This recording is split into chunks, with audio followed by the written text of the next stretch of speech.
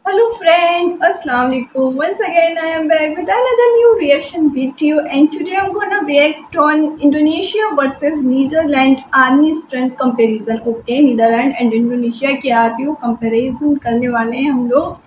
So before starting the video, do subscribe my channel, press the bell icon, hit the like button, drop a lovely comment, and this is Sharma Khan from India. So without any further, let's start the video. A painful separation followed that cost many lives. 350 tahun.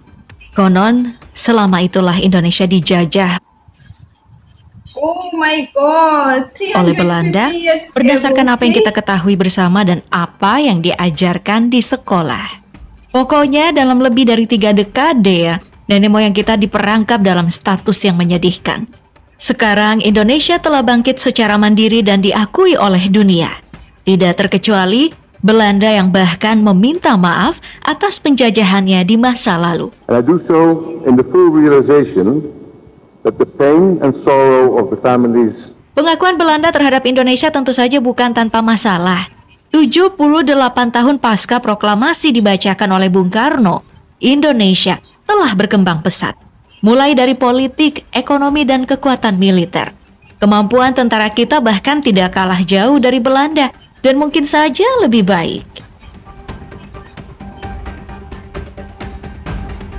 Perbandingan antara tentara Indonesia dan Belanda bisa kita mulai dengan melihat jumlah personilnya yang mencengangkan, di mana Belanda kalah jauh dari Indonesia.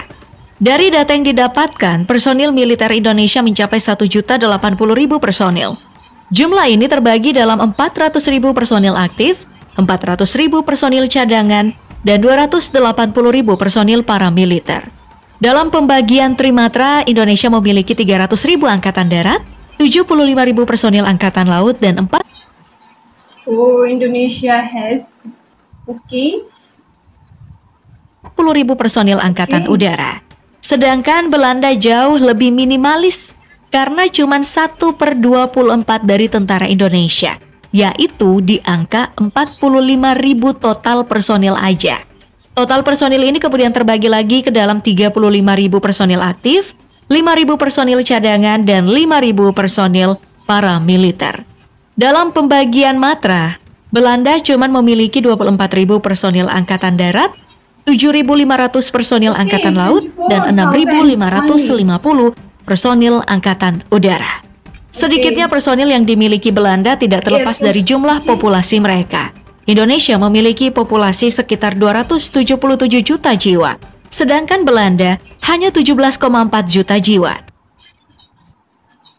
Indonesia population around में अगर देखी जाए तो थोड़ा ज़्यादा पीछे हो गया उससे. Sedikitnya personil yang dimiliki Belanda tidak terlepas dari jumlah populasi mereka.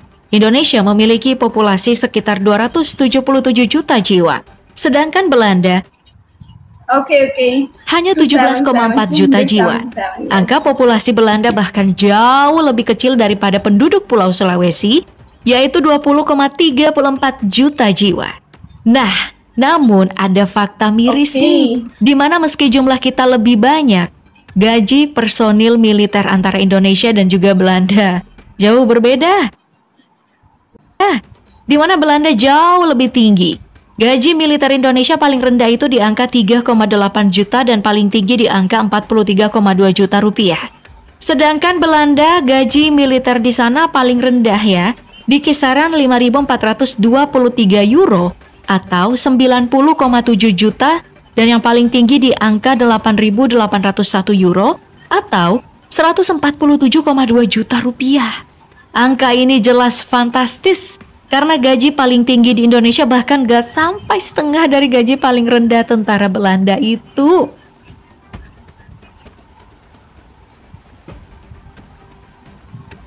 Namun meski gaji dari kedua belah pihak jauh berbeda, tentara Indonesia patut diacungi jempol karena meski gajinya kecil, mereka mampu bertahan di pendidikan dan latihan yang begitu ekstrim. Ada 2 latihan Indonesia yang sering buat bulu kuduk militer mancanegara jadi berdiri. Pertama ada latihan Doper. Seperti apa yang kita lihat, latihan ini asli menguji nyali dan nyawa dari tentara Indonesia. Karena meleset sedikit aja atau keluar dari lintasan 2 senti aja, udah wassalam. Kemudian yang kedua ada latihan renang selat. Seperti namanya, proses latihan ini menguji ketahanan para tentara Indonesia untuk berenang dengan jarak yang jauh dan waktu yang super lama. Ada 2 selat yang sering digunakan, yaitu Selat Sunda dengan panjang 29 km gila dan Selat Madura sepanjang 30 km. Bagi kamu yang renangnya cuma 5 meter aja udah kehabisan nafas dan mau jadi TNI, sepertinya harus menghela nafas menyerah. Nah, latihan ekstrim ini berbeda dengan Belanda yang sampai sekarang belum memiliki publikasi latihan ekstrim mereka. Dari apa yang diketahui, tentara Belanda lebih sering melakukan latihan taktis seperti simulasi penyerbuan dan juga pertempuran wilayah cuaca ekstrim. Nah, bentuk latihan taktis ini tentu saja juga dilakukan oleh Indonesia, seperti yang pernah dilakukan di Pantai Bandongan, Situbondo. Dari segala macam latihan yang telah dilakukan oleh kedua negara, maka hadirlah beragam jenis pasukan khusus. Untuk Indonesia sendiri, ada beragam unit pasukan khusus yang dibuat, tapi yang tidak bisa dipungkiri, Kopassus menjadi pasukan khusus yang paling dikenal.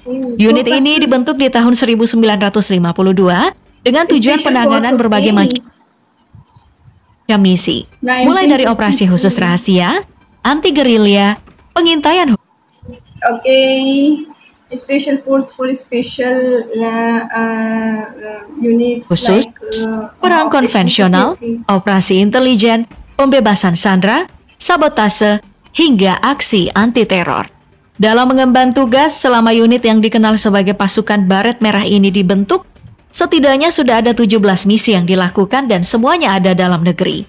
Kemudian masih ada 2 misi yang terus dilakukan Kopassus hingga sekarang, yaitu operasi Madago Raya untuk menangani kelompok ekstrim Mujahidin Indonesia di timur Sulawesi Tengah sejak tahun 2016. Dan ada juga operasi Damai Kartens melawan KKB Papua sejak tahun 2018. Sedangkan di lain pihak, Belanda juga punya unit pasukan khusus bernama Komando Troepen yang berdiri sejak tahun 1942. Pasukan yang dikenal sebagai prajurit bayangan ini memiliki poin misi yang sama dengan Kopassus, yaitu untuk operasi khusus rahasia, misi pengintaian, pelepasan sandera, kontraterorisme, dan pemberontakan serta menjadi agen bantuan militer asing. Nah, misi terakhir ini nih yang membuat Komando Troepen memiliki perbedaan besar dengan Kopassus, karena mereka sering terlibat dalam pertempuran luar negeri. Contohnya, di tahun 1995, pasukan ini menjadi bala bantuan PBB untuk menyelesaikan kasus genosida umat muslim di Yugoslavia. Kemudian tahun 2001, pasukan ini terlibat membantu Amerika dalam invasi Afghanistan. Jadi bisa dibilang keduanya punya perbedaan mencolok dalam menjalankan misinya. Kopassus berfokus di konflik luar negeri dan Komando Troepen berfokus pada bala bantuan di negeri lain.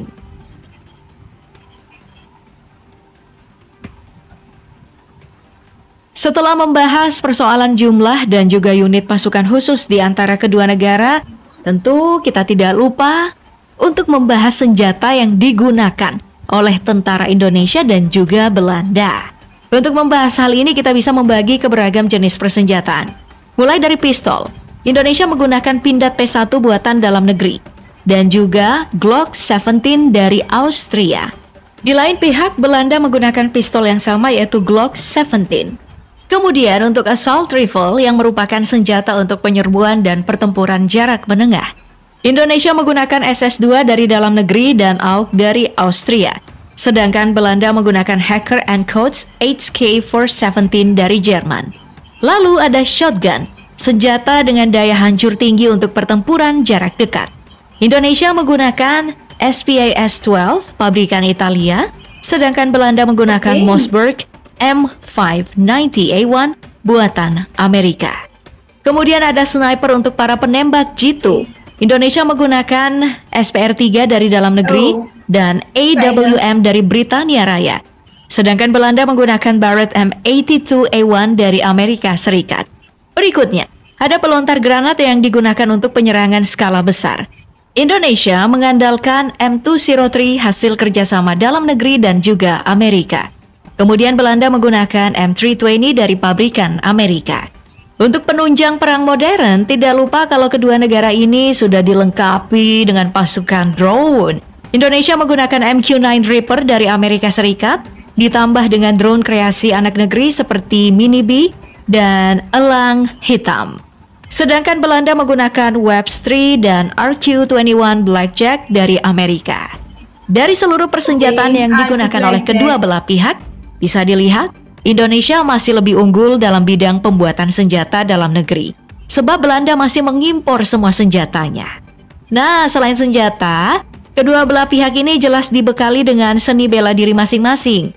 Tentara Indonesia sendiri harus menguasai 5 seni bela diri mulai dari Yong Mudo, Karate, Kungfu, Tarung Derajat, dan juga Merpati Putih.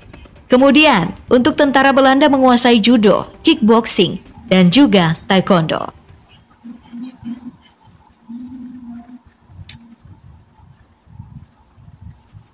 Okay friends, तो फाइनली हम लोगों ने वीडियो देख लिया Indonesia versus Netherlands का जो आर्मी था, एंड काफ़ी कुछ देखने को मिला, जानने को मिला हमें, क्योंकि मुझे इतना नॉलेज नहीं था। लिटरली अगर मैं आप लोगों से बात करूं तो मुझे नहीं पता था। जो भी लाइक डिफरेंस बता दिया पॉपुलेशन में, कौन सी गन यूज़ होती है ये बताया, कितनी आर्मी कितनी फोर्स है वहाँ पर, एंड इंडोनेशिया में एक स्पेशल फोर्स है जो कि कापसिस नाम से है। सो बहुत सारी नॉलेज जो बोलते हैं हमें देखने को मिली, लाइक जानने को मिली। यस, सो आई होप कि आपको वीडियो पसंद आया होगा, तो सब्सक्राइब जरूर कीजिएगा। नाउ इंशाल्लाह we will meet in next video. Till then अल्लाह हाफिज़, bye bye, take care and thanks for watching.